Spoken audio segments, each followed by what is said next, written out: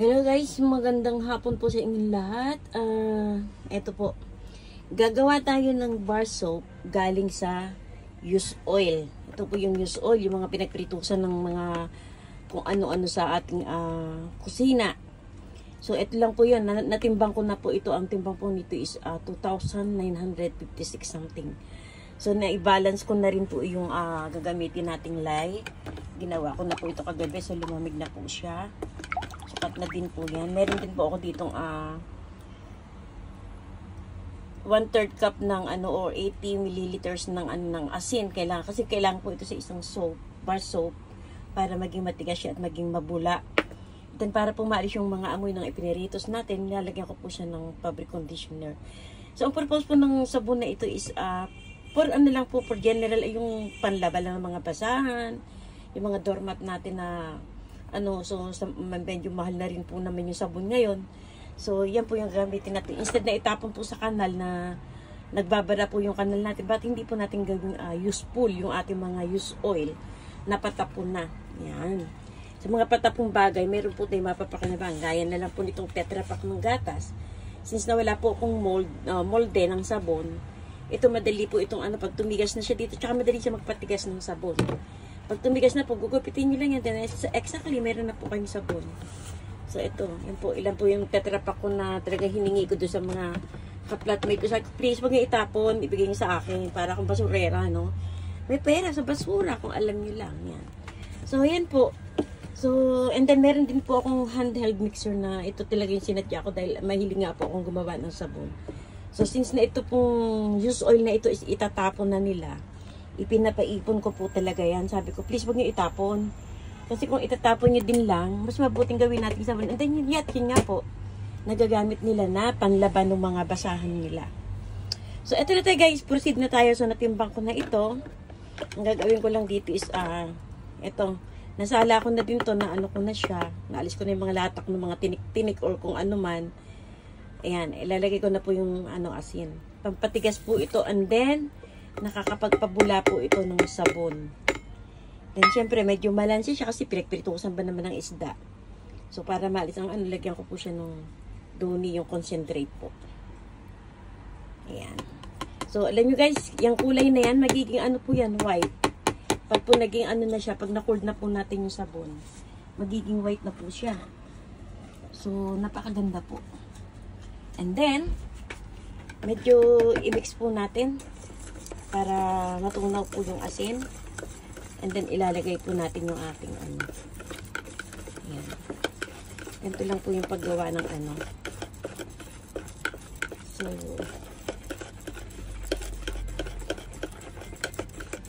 ayan.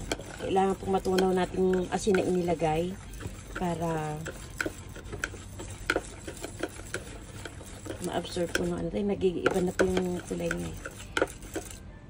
Kumbaga, na-filter ko na po itong oil na to. Use oil po ito. Ito po yung mga pinagpritusan ng mga isda, karne. Nasabi ko sa kanila, wag nilang itapon. Kasi magagamit po namin to na sabon. Or yung gamit po sa Actually, marami po akong nagawa na eh. So, kada mauubos po, ang ganda rin po panlinis ng washroom. Kung maaano nyo po. Napakaganda po ng resulta pag natapos. Dahil useful po siya. Kita nyo na yung kahit sa basura o yung patapon na. Talagang napapakanabangan nyo pa po. Parang ganito siya. Ito po yung ready-made na product. Galing po ito sa used oil na ganito yung ginagawa ko. Yan. Ginagawa ko lang pong Napakaganda po niya sa mga basahan. Talagang linis na linis as in. Parang sa tao po, pag yung mga taong patapon na, pag nyo pong minahal, inaruga, inalagaan, minotivate nyo sila, magiging useful po silang tao. Malay nyo, maging presidente natin, maging isang maktum, di ba? Who knows? Kaya, hindi po yung lahat ng basura is patapon. Meron din po dyan mapapakinabangan. So, guys, ilagay na natin itong, medyo may medyo delikado po ang paglagay ito. Kasi kaya po ako wala ng gloves, natimpla ko na po siya kagabi, napalamig ko na. So, ilalagay po natin dito, para po, mabuo yung ating sabon. Medyo parang awas siya. Pero saktuhan lang po yan kasi talagang tinitimbang ko siya eh. Kung aawas man po, ililipat natin na lalagyan.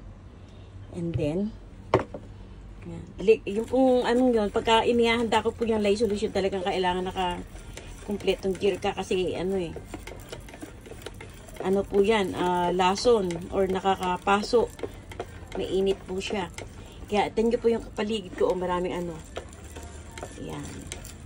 Ito, kagaya na ito, itinapon na nila, pinulot ko. Kasi kung wala akong timplahan ng lye, kailangan pang titimpla ko ng lye solution yung hindi nagagamit sa pagkain. So, instead na bibili pa ako ng timba na ganito, ito na lang, di ba? So, yan. So, nailagay ko na po yung lye solution. So, ang kailangan po natin dito ay itong ating handheld na mixer.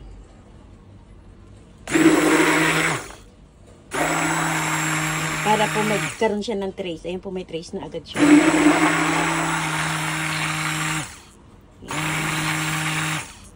Hinay-hinay lang po.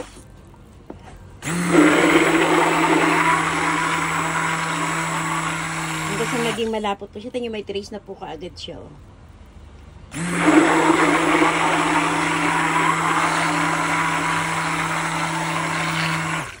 Pwede nyo rin po itong lagyan ng scent ng lemon. Lemon juice. Ano po. Pero anulayan nyo po yung tubig kasi baka mapadami yung lagay nyo. Hindi po siya titigas.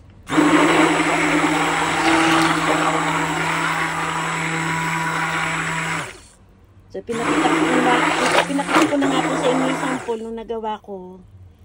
Ayan po, nag-trace na siya. Ayan po, pwede na siyang isalin. Then, we will wait until one day na tumigas siya. Pero since nakailangan ko haluin, kailangan ko pa pong i-mix. Ayan po, may mga ano pa siya. Ito yung huling inilagay.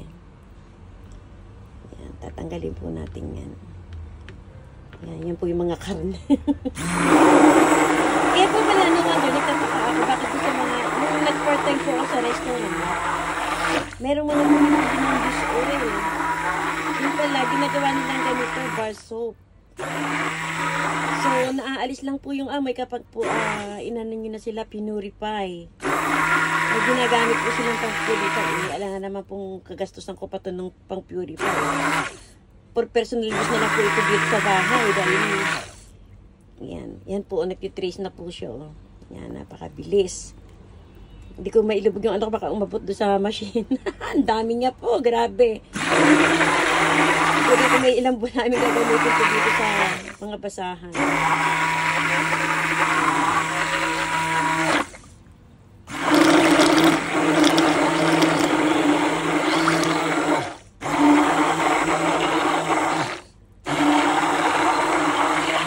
Napakabula po nito. Ang ganda po nitong ipanlaba talaga ng yung kahit medyas yung ano din, idonin nyo na lang kung nakakita. Pwede po sa mga medyas na puti na hindi nyo mapaputi. Ayan. Pero ang dahil yung ginawa eh. Hindi na nga sila maganda ugaga sa bahay kasi ano naman dito. Palibasa mura yung sa bahay. And gumagawa din po pala ako ng custom made soap na, di ba, gusto niyo ng for bath soap. Yan, gumagawa po ako nun kung gusto niyo pampaputi, pang alis ng mga libag-libag. Yan, kaya kong gawin yan.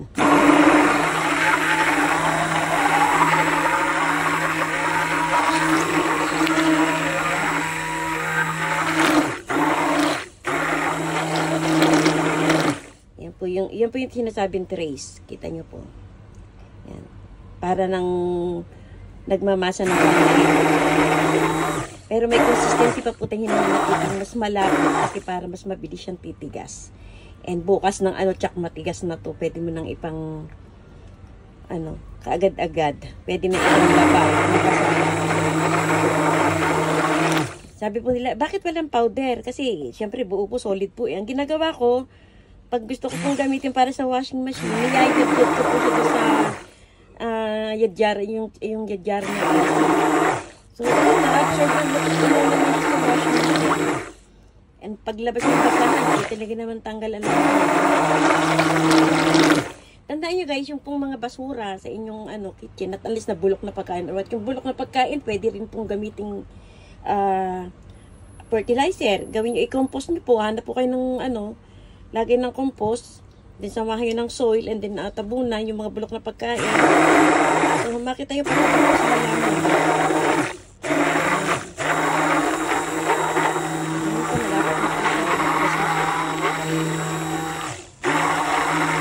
Okay guys, pag ilalagay ko lang po ito doon sa hulmahan. Yan po yung hulmahan ko. Yung mga tetrapack ng gatas na itinapon na nila. So anyway guys, thank you for watching and sana may natutunan kayo kahit konti. Basta lahat po ng patapon, huwag niyo pong itatapon. Kung kaya pang i-recycle, kung kaya pang gawin by yourself, do it by yourself or dig na tinatawag, gawin niyo na po. And even sa tao po, pag talagang medyo toxic na, try niyo pong i-motivate, baka sakali may healed. So thank you for watching guys, and doon sa mga hindi pa nagsusubscribe, subscribe na para may matutunan ka kahit konti. Yung unti na yan, papatuloy. Thank you so much for watching. See you again on my next vlog. So ito na guys. So, yung ginawa nating sabon kanina. Ang bilis niyan tumigas. Grabe. Yan siya. Ang tigas niya, no? So, ito yung sinasabi ko sa inyo na yung mga from basura. Yung itinatapon na.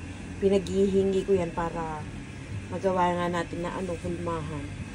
So, let us see kung ang tigas niya. Supposed to be dapat bukas pa to eh. Pero parang sumobra yata ang tigas Tsaka medyo mainit-init pa siya. So, hopefully, ko siya. I-unmold para tingnan nga natin itong isang maliit. Grabe tigas niya. Parang siyang solid na semento. Ayun guys. Di ba? Sabon na siya. Mabula to. Grabe siyang makapag-pabula. Kumbaga.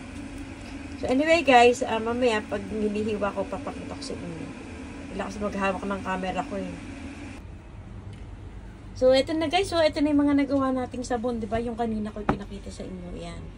So, ang hirap maghiwa kasi, pero kailangan kasi hiwain na siya kasi pag umabot siya ng, magkakadurog-durog siya.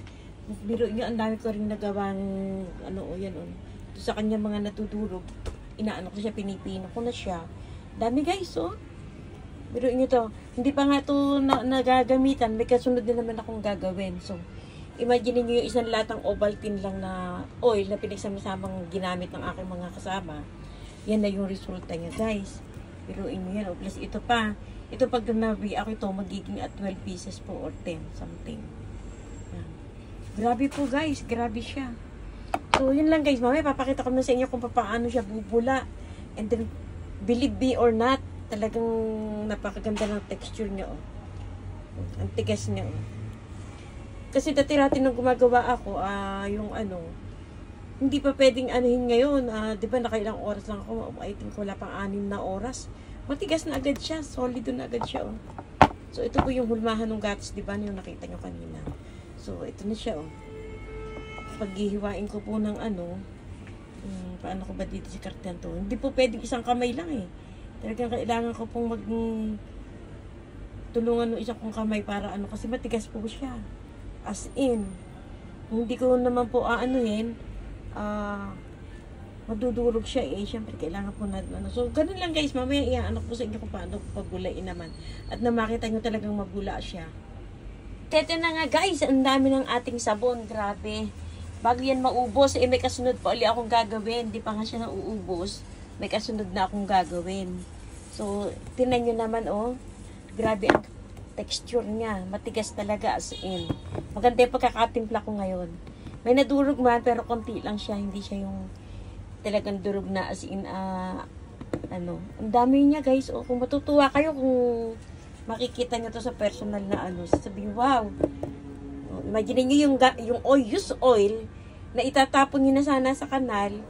Hiningi ko, inipon ko. So, eto na siya, sabon. Papakita ko sa inyo guys kung paano magpapabula nito. Punta tayo sa lababo. Ito yung huli kong hiniwa. Ang ganda niya. Ito, ang curing period nito is more than 1 week. Makikita nyo siya, matigas na siya. Para siya yung, yung pagaya ng mga ang dami ko pang sabon na nagawa una. Ito nga yung So ito yun yung cured na talaga siya. Kita nyo ba? Mas pumuti pa siya. Di ba kanina maitim yung oil? Imagine nyo, di ba? Yan, mas maputi pa siya. Parang ganito. Pag tumagal, yun yung curing process na sinasabi, yung curing period. So, tara guys, samahan niyo ako sa, sa kusina. Maglalaba tayo ng basa. Papakita ko sa inyo kung paano bumula dito. Tayo kukuha sa bago. Although, nilabas ko na kasi yung mga luma eh. Alam niyo ba na maganda rin itong gamitin sa sa paglilinis ng banyo. Itong pangit na kukunin ko. Kasi i-clear natin itong yun. Ito pwede na ito sa kuha tayo ng isang medyo maliit. Then ilalabas ko kasi sa kanila yung mga dati ng gamit. So tara guys, samahan niyo ako ha. Go. So eto na guys, ito yung kaninang ginawa nating sabon. Papakita ko sa inyo kung paano siya bumula. Yung ladder niya, see? Ganyan siya. From used oil, medyo madula siya, grabe. Bago pa kasi dapat i-curing mo siya ng mga 2 weeks, ganyan. Para maging siya. Ganyan siya kabula guys, see? Kaya yung mga used oil nyo, wag nyo itatapon. Pwede nyo mapakinabangan yan. See kung gaan siya kabula. O, di ba Kuya Dudong? Sumagot ka. Yung cameraman ko. Ganyan siya kabula. Grabe. Kaya nakakatuwa. Teka lang. Aalisin lang natin ito. Ito yung papunas ko ng lamesa ko eh. O, di ba guys? Kanina lang makita nyo, na siya, yung oil lang na maitim. Pero dahil sa technique na ginamit natin, ayan na, ang tigas na. So, yun lang guys, di ba? Unbelievable! Mabula nga ba? See? Okay na.